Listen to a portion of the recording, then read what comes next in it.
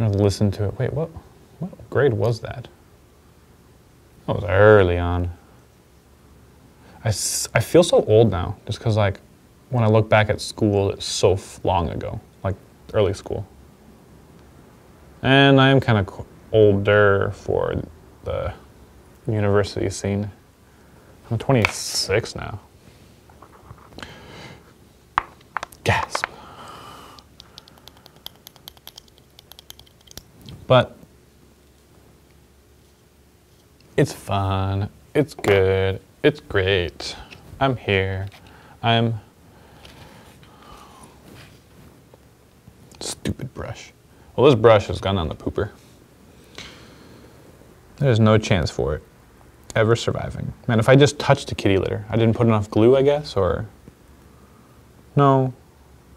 Just because I should have like pushed it into the glue. Put a bit more glue, and then when I got it in, push it in so it really sticks. Because otherwise it just goes everywhere if you just touch it. But if you don't touch it, then the flock doesn't get right beside it. And then there's, okay, you guys are bored with my ranting. I know. Well, let's find something else to talk about.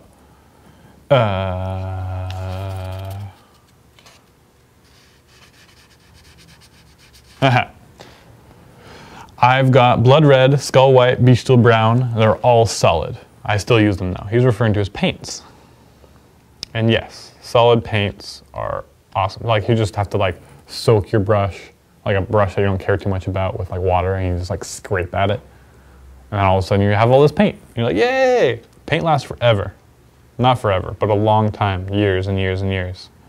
Of course, if you actually care about like a professional paint job, well, first of all, you'll be painting more, so your paints won't last that long. Second of all, you won't have the patience because of all the hours already spent in painting. You're not going to want to scrape the paint off the bottom of a paint pot. You're just going to buy another one. But for those of us normal people with semi-good talent, we like using our old paint pots. Although, the sooner I finish my paint pots, the sooner I can go ahead and make some killer cans out of them. It's been a plan for a long time. I don't know if I'll ever get to it. Again, with the 1,000,001 things to do and never doing any of them. Yeah, that equates to nothing getting done. Oh, this one's looking better. This one's looking better. Yeah. Look at my Cygnar looking all fancy.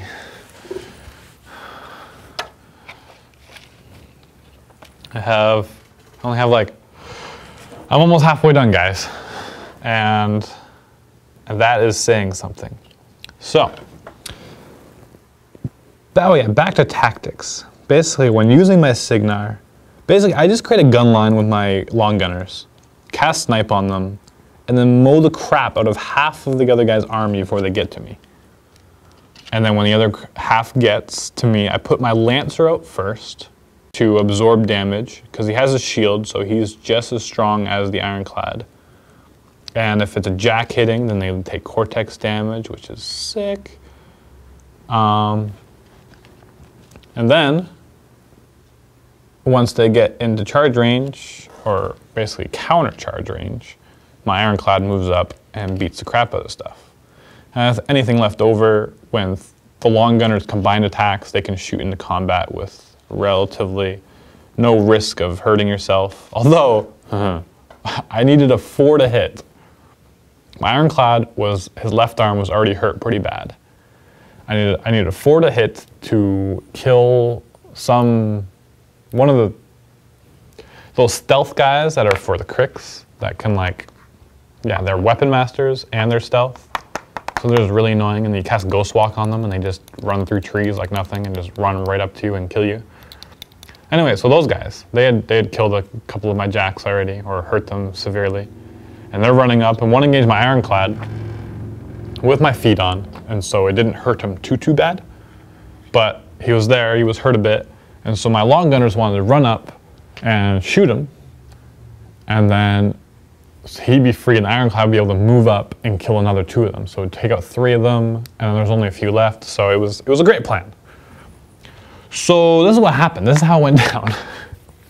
I ran up, I shot, so I moved so I didn't get my dual shot. Come on. Where's the glue? I know you're in there. Ah, there you are. Yeah, so I shot, I needed a 4 to hit, and I rolled a 3. That's correct. I rolled, no, I think I needed a 3 to hit, and I rolled double 1. And no matter what, if you roll double 1, you always lose. Critical failure, right? So anyways, I rolled double 1, and then I rolled a 2, which hits my left arm, and I did like 5 damage, because, no, I did like 6 damage, which is crazy, because I would have obliterated that Weapon Master guy, but he was like the commander with the 5 hitboxes and everything. Anyways, I hit my Ironclad, disable his left arm, which is his big iron spike hammer, and I was very, very sad. But that's okay, because everything was weak enough anyways that even with that, just his open fist at POW 14, I think it is. Yeah. It's 4 less, but it turned out to be more than enough. I was still able to kill 2 of them. And so 2 instead of 3 with disabling my big hammer. But before that, the turns before that, I'd killed all those warjacks. And, oh, it was, man, the Black 13th, they're fun because, okay, so they have Gunfighter, okay, and they have Black Penny. So like any kind of close combat shenanigans of engaging things that you don't want to be firing at you, the Black 13th is like, I don't even care. I'm totally fine with anything that you want to throw at me.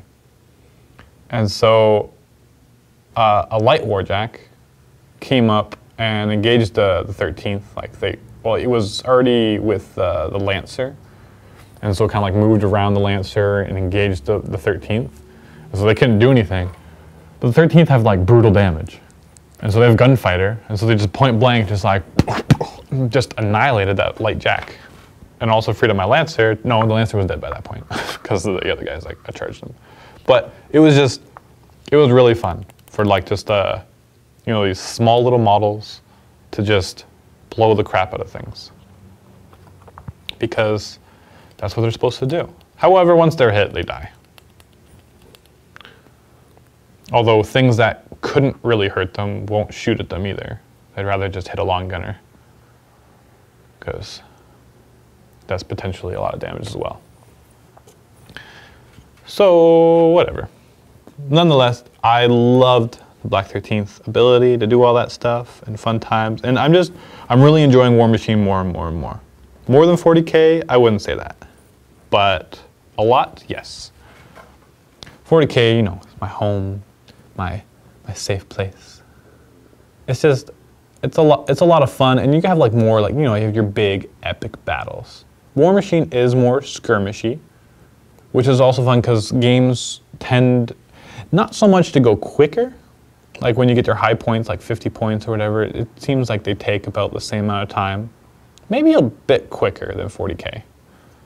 But the main thing is that with skirmish, there's just every unit is a lot more important, and there's a lot more just thinking involved when moving your guys around the board, and you start off lining up against each other every time. It's like one line of guys, the other line of guys. And by the end, you're like, everywhere. And I think that's funny. You just look back at the battlefield and you're like, how on earth did we get to this position? Like, no one could ever have predicted that this was gonna happen. Maybe I'm just a complete newbie and that's why I couldn't predict it. But I think most people agree with me that it's just a very fun and crazy match that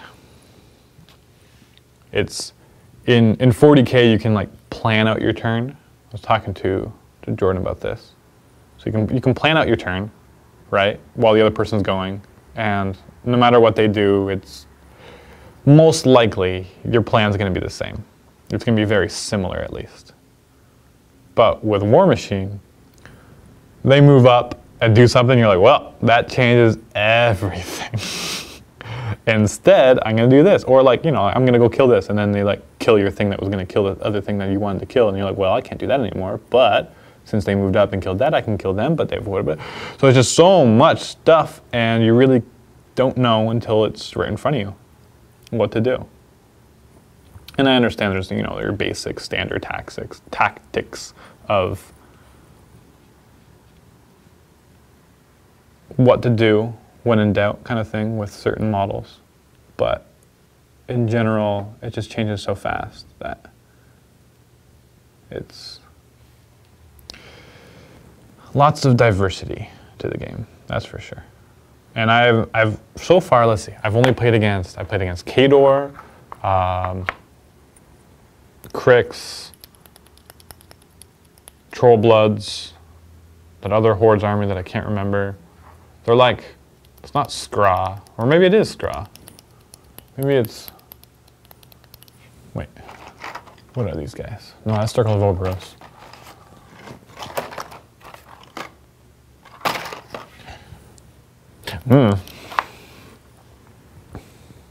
I think it's Skra.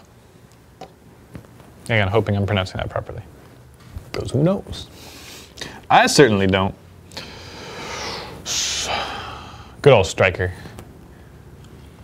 Again, I love Striker.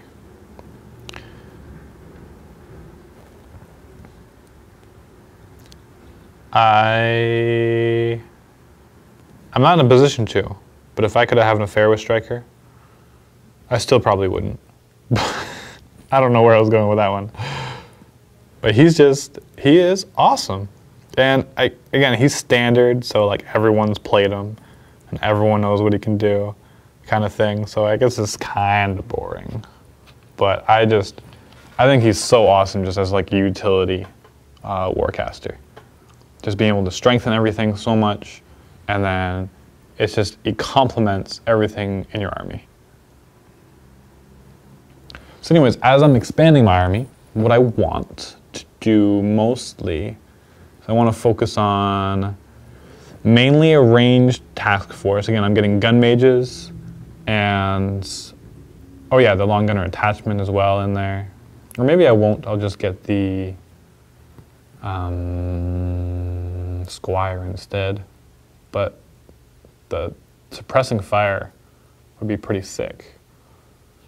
I think I'd enjoy that a lot. A lot of uses. And when you have the Black 13th, you can put down the Mage Storm and the Suppressing Fire.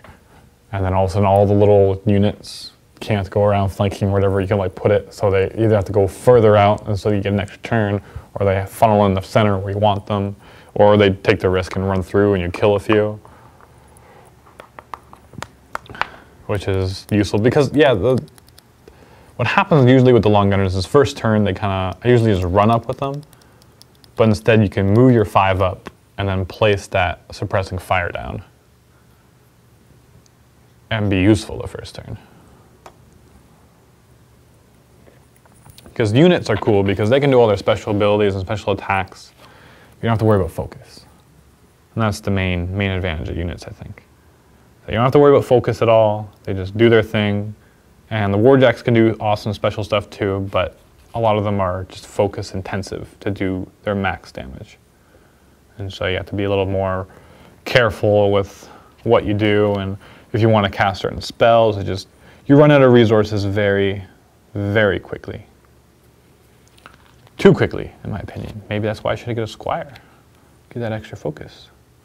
And then Arlen gives you, but that Arlen gives you an extra focus too on a specific Warjack. But he can die a lot easier than the Squire, I guess, because the Squire is going to be holding back and hanging out with Striker or with whoever I bring. He seems a pretty popular choice. Oh, do I have enough glue for my? Oh no, that's not my last guy. I still have the Black 13th. I thought I was done with all the small bases. I was all excited because small bases are ridiculous. Come out, glue.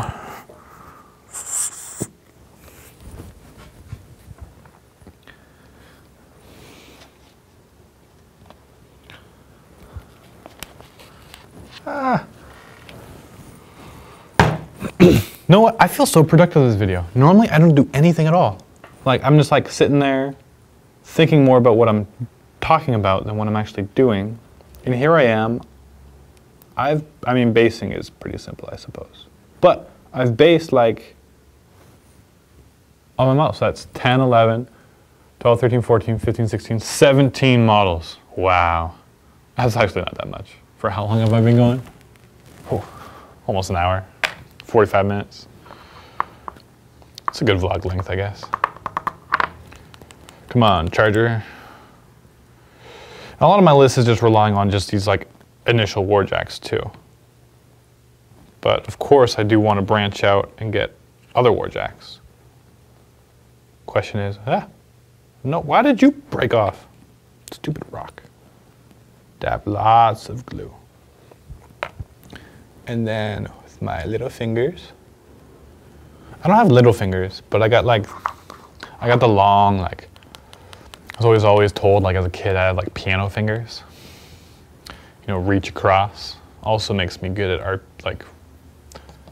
RTSs on a computer, because you're like all over your keyboard with hotkeys. You're like, but no, I had piano lessons when I was a kid. Well, I was forced to. And I never, ever, ever, ever, ever practiced. Not a once. Well, maybe a few times. But they were very short-lived. And so eventually my mom, you know, wanted piano lessons for all of us. And I was pretty good with what I practiced at, but then I just stopped practicing, and so I never advanced. And so my mom was paying piano lessons for me to stay at the same level of piano playing. And the only time I played piano was at the practices. And so then she stopped, because she clearly saw that that was not going anywhere. My brothers kept it up a bit more, though. My one brother in particular, Jonathan, he can actually play really well right now. I am thoroughly impressed with his skills. And he can also play guitar, but can he play War Machine? Can he? Huh? I don't think so. I win. I know it's a little bit of a stretch, guys, but I gotta have something, right? So if you notice, all my bases are black, except my Warcaster, he's white. Mostly just to help me out, because I'm retarded. And so when you're retarded, well, I guess retarded is a bad thing to say. Ooh, silly, I'm ridiculous. And so I just forget where things are. And so the Warcaster, if he's got this big white thing base, I guess it'll help out the opponent too. But that's okay, because I'll have superior tactics. It's more, I've just seen and heard of too many games where you just forget about your Warcaster, and then like one heavy jack just like walks up and bashes them with like 1 or 2 hits, and they die.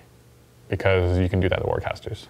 Not so much with Warlocks and Hordes, because they can like divert damage to their jacks and stuff. So you can still do it, and oftentimes it's still worth it to attack them, because they're easy to hurt and damage than the jacks. And so if you're going to hit one or the other, might as well hit the Warcaster, and you're going to do more damage regardless. But odds are you're not going to kill the Warlocks as fast as you're going to kill a Warcaster. And it's funny, because I thought there were tons of Horde players around the club. And it turns out I was the only one, I just played all the Hordes players, like in succession. Which is only like 2 or 3. But yeah, again, I'm really loving the game. I'm loving the diversity of it. And, oh, I actually might remember to take stills. There's like a camera option with like a button on the video camera, and so I'm going to do it like right afterwards on these. Again, don't expect too much, guys. It's just little old me, but hopefully they'll be good enough for your standards. You won't rip me a new one. But if you do have recommendations on the paint job, of course, please tell me, because I would love to learn different techniques or thoughts or whatever. to be able to paint better, especially if they're like simple little things.